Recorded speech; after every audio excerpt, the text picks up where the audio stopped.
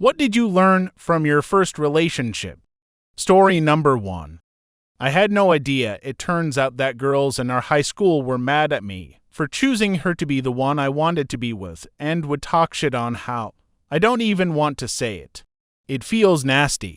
But the girls didn't believe that she was good enough for me. She was already insecure, so it didn't help that they were talking how they were about us. She didn't tell me. Likely because she wanted to seem perfect for me. A lot of girls do that for some reason, and eventually she couldn't take it anymore and told me she wanted to break up. I found out about the talking from one of my close friends who was a girl. I found out after I finished high school. I wish I paid more attention, instead of enjoying myself blissfully like an idiot. I did try to talk to her, but she'd often redirect the conversation, and I'd always allow it without any suspicion. I'm so damn stupid. Mental health is a serious issue in relationships. I don't think it's a particularly bad move to be in one when you have issues, but it is bad if you can't trust your partner enough to be open, to talk about it and ask for help. Story number 2. A red flag or a warning sign will show itself in front of you within the first few months. It all depends on the way you want to perceive it.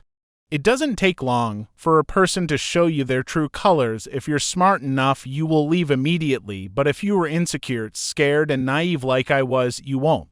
My ex was insecure, overly jealous, and possessive, which is a big red flag, but I saw that as a good thing, and before I knew it, I was getting attached to him, and that's what made me stay with someone like him for more than a year. So in conclusion, I can say that I have learned how to spot red flags in people within a short period of time. I also learned the importance of communication and mutual respect. Love is not enough for a relationship to last. There needs to be trust, respect, and independence for it to work. Story number 3.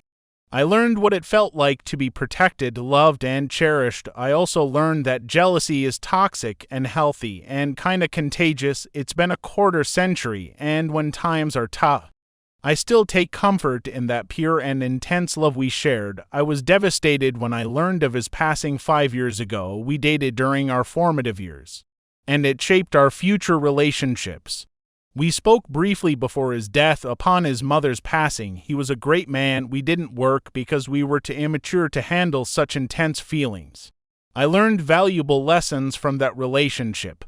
He was the bar I held future partners to. It took decades to find another who compared. When I dream of my current partner, I often see him in the body of my first love. It's strange and hard to explain, but it's a very comforting feeling. Story number 4.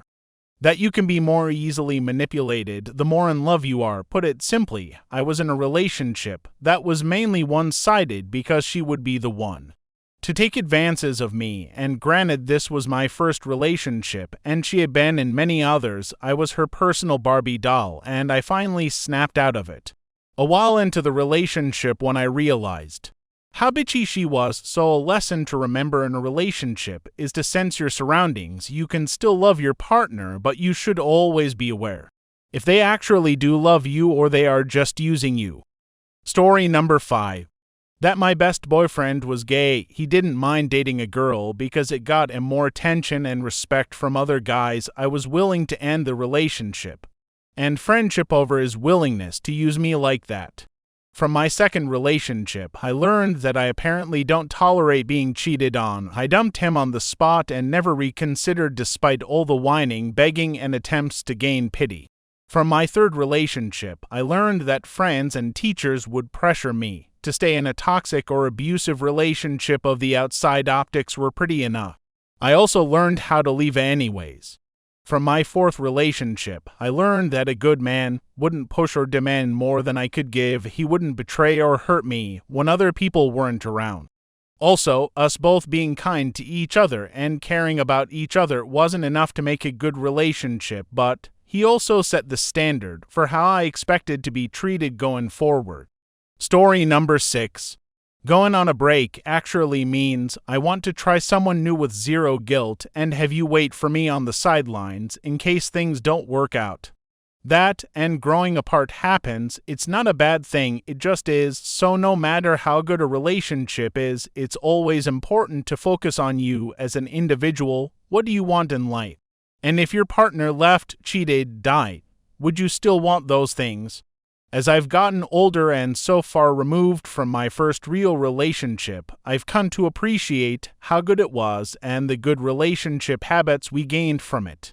The going on a break thing was a blindside, but I guess we were at different phases in our lives when we went to separate colleges. What it did teach me, though, was to tear the band-aid off quick and start the moving on process ASAP. In other parts of my life, I just kept deluding myself into thinking she needed some space and will want to come back eventually, but it just prolonged the hurt. The relief only came when I insisted on a yes or no and got the no. It hurt big time, but it was absolute, so I could now start thinking about what the f*** I was going to do without her. Story number 7. Mental health is a bitch. You can and should do everything to help your partner, but there's a point where the best thing to do is just let go.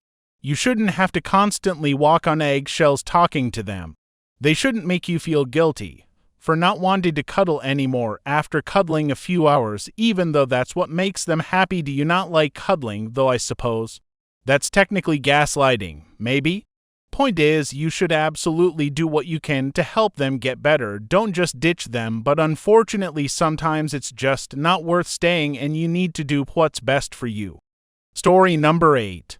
Well, I didn't have my first relationship until I was 30, which ended up in marriage and eventually divorce. The biggest lesson I took from it was that waiting for that perfect person was a complete waste of time. I had a very difficult time dating. When I was younger, I put too much pressure on each date for it to be something special. The marriage taught me that I could actually be desirable and gave me confidence going forward. The divorce, on the other hand, made me a much more guarded and uncaring person. Turns out the uncaring part made it easier to go on dates, less anxiety, but harder for them to mean anything later on. Story number 9.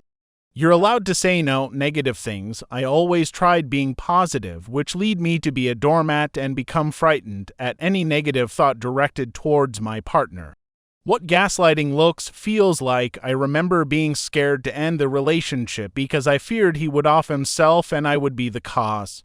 What can be the fact that that's what happened to me didn't click until 4 or 5 months after we split. It was and still is the most gut-wrenching thing to look back on. I have communication issues. Don't get me wrong, he had communication issues too, but pinning all the blame on him would be unfair. Although I'm a lot better now, I still have a way to go. We don't have to text each other all day every day. It was usually who would text me on the regular, getting worried if I didn't respond within 0.2 seconds, at most 5 minutes. Or at least it definitely felt that way.